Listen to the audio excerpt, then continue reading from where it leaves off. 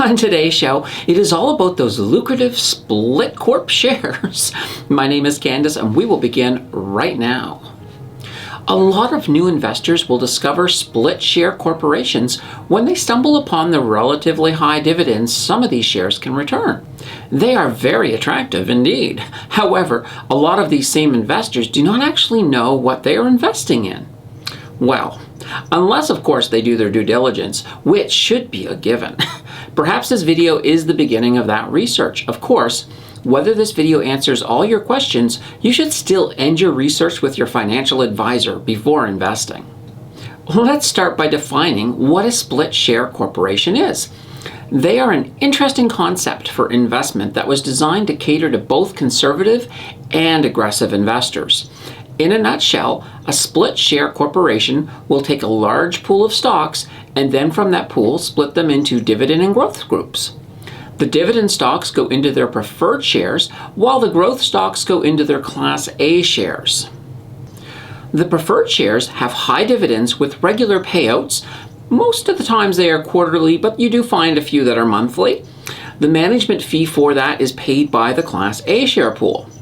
That Class A share pool, on the other hand, is an aggressive fund with built-in structural leverage to help maximize returns. The Class A shares use this leverage and sometimes covered calls as well to magnify the return, and as a result, they can have some very, very good yields. This sounds fantastic, but there is some risk involved with the Class A shares. The preferred shares have priority for the conservative investors, which is why the Class A shares pay for their management fees, and when the market falters, the preferred shares will pull the dividends from the Class A shares. In some cases, if things go wrong, they can cut the dividend temporarily, so that is a risk to be aware of. Another danger is that sometimes the dividends they are paying out are not fully dividends, but can also be return of capital. In a sense, they are giving you a little bit of your money back, and it is not taxable, which is great, but it also reduces your adjusted cost base. Thus, if you sell the asset at a future date, you will incur a larger capital gain due to this. Conceivably, over a longer time frame, you could even get to a point where your adjusted cost base reaches zero and the entire amount when you sell is a capital gain. With split core shares, you really need to enter their investments with a good amount of caution and be prepared for the higher risk. Things can go wrong and you may be enjoying the higher yields during the better times, but make sure to keep an eye on them. And if that risk is too much for you, there are much safer choices with slightly lower yields. Okay, let's take a look at some of these stocks.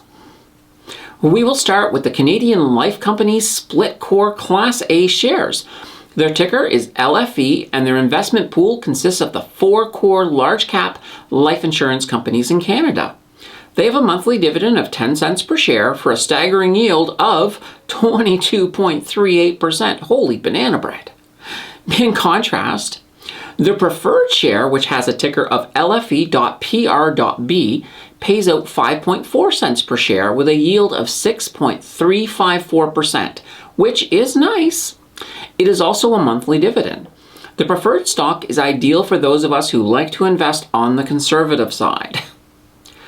Up next, we have one we have seen before, and they are Dividend 15 Split Core 2 Class A shares. Their ticker is DF, and they are a mutual fund investing in large cap Canadian companies. They have a monthly dividend of 10 cents per share for a huge yield of 18.692%. Their preferred share, ticker DF.PR.A, pays out 4.6 cents per share with a yield of 5.418%, which is not bad. It is also a monthly dividend. It should be noted that the DF Class A shares were suspended for a bit in 2020 due to the illness, so it goes to demonstrate that there is a risk involved with these guys. Our next one is Dividend Growth Split Corp Class A shares, which has a ticker of DGS. It is another mutual fund company that invests in high cap, large Canadian companies equally weighted. They have a 10 cent per share dividend with a yield of 17.07%. That looks great. Their preferred share, ticker DGS.PR.A, pays out 13.8 cents per share with a yield of 5.397%, which is not bad. They are a quarterly dividend. We also have Brompton Lifeco Split Core Class A shares with a ticker of LCS.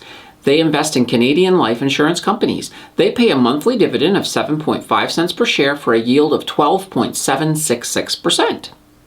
Their preferred share, ticker LCS.PR.A, pays out 15.6 cents per share with a yield of 6.098%, which is still pretty good. They are also a quarterly dividend. The last one for today is eSplit Core Class A shares. Their ticker is ENS. They invest in Enbridge opposed to a larger pool of companies. They pay a monthly dividend of 13 cents per share for a yield of 10.27%. Their preferred share, ticker ENS.PR.A, pays out 13.1 cents per share with a yield of 5.162%, which is cool. They are, of course, also a quarterly dividend. This one would normally concern me as having only one company in the pool. Seems a wee bit risky.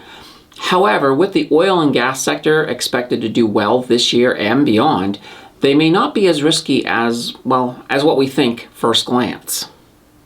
Looking at these 5 companies, their split core Class A and preferred, we can see the difference in payout. And that difference really does reflect the greater risk with Class A shares. If you cannot resist the high payouts, then 100% go in with a lot of caution and take no shame in getting out if they exceed your comfort level. If you like this content today, be sure to hit like, and if you want to see more content like this, smash on that subscribe button. Thank you for watching. Take care until next time, and I will bid you a fond adieu.